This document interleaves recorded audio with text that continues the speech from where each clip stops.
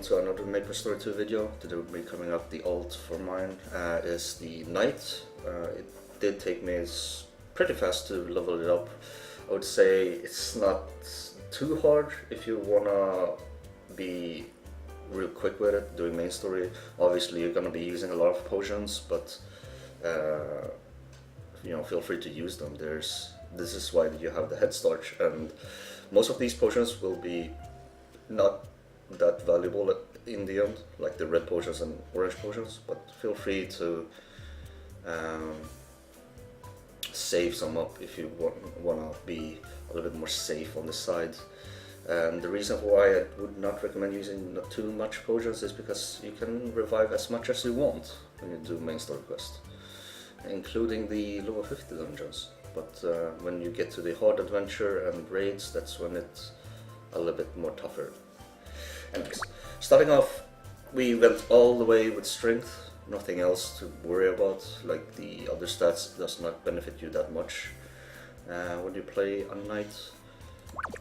Going off with skills, this is going to be quite a short video, but something important you want to know is iron defense is never going to be used throughout the leveling, unless you're a little bit more worried about taking damage. Then this is going to just give you 10% less damage or decreased damage taken, and I believe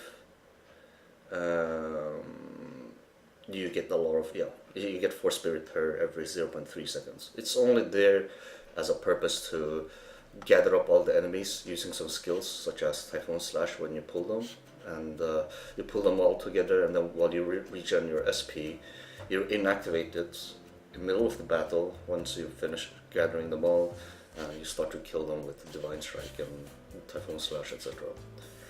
But the build here is currently for level 50 when I do the 50 dungeons. I don't think there's any reason to have Bulwark or Defender of the Fate currently, because you need to use them mostly in Balrog and versus Pyros if you want to be a little bit more friendly to your teammates, to help the healer out from the fire breath. Then you can help them out with the shields, but it's more recommended to just go ham with the DPS, in my opinion.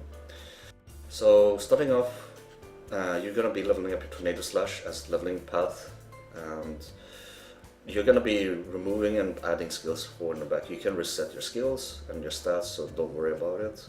But Tornado Slash is gonna be your main ability.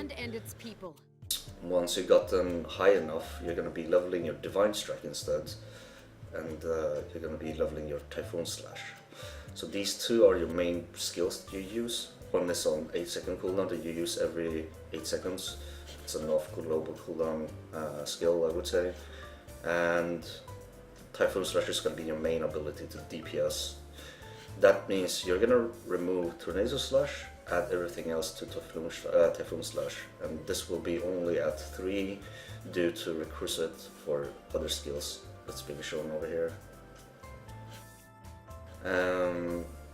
After that, I would not recommend Sting and Flurry at all. Not much on Iron Shield either, because you won't be blocking that much, in my opinion. You can just chug a potion, dodge, use your shield charge, dash, which is pretty simple. You don't really need to block that much early on. I know it's a little bit counteractive with being a knight, because you have a sword and a shield you're supposed to block and such, but in my opinion I just feel like you can dodge majority of the attacks and you will survive anyways throughout the battle by just DPSing harder if you're playing solo, for example. Now, Drill Thrust is something you would level up later on, which comes out really late. I think it's around level 39 or something. But that's the skill where you suddenly start to have an additional charge, where you can just dash through the enemy, but also use it every 8 seconds combined with Divine Strike. So these two will be your off global cooldown skills. And you might wonder, why do you have them on Iron Shield and Shield Toss? So Shield Toss gives you 6.4% piercing, and you can use it every 12 seconds. So that's a boost for your party members and for yourself. and this skill is literally your initial, like your first skill that you use in your rotation, and afterwards it depends on if you're in distance to drill thrust them closer and then use Divine Strike, or vice versa.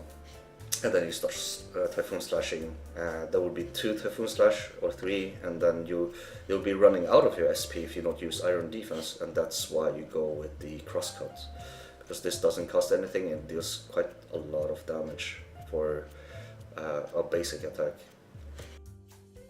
Leveling wise, it's the same. You focus obviously Divine Strike, Typhoon Slash, most likely Typhoon Slash first because you can spam it. Something that's off global cooldown, such as Divine Strike, is going to be the second, and then you focus on Drill Thrust at the very end. That's the skill they want to prioritize afterwards because it's used every 8 seconds as well.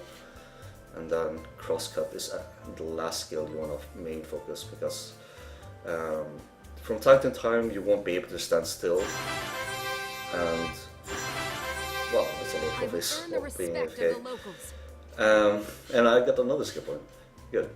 But standing still for too long, sometimes you take too much damage. This is why I don't max this out early on, but it's there to fill in the rest. And Shield Toss is obviously something you want to focus on. Now, for Balrog later on, you probably will remove certain skills, but I'll cover that up in the next video. This is literally the build that I had when I leveled up, and as well as for current level 50 dungeons, or Pyros, up to Pyros I would say, build.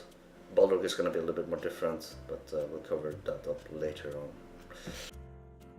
So thank you very much for watching for this video. The next video is going to be the Priest. Hopefully you guys will have some insight or some overall insight on how I leveled up and what I preferred using.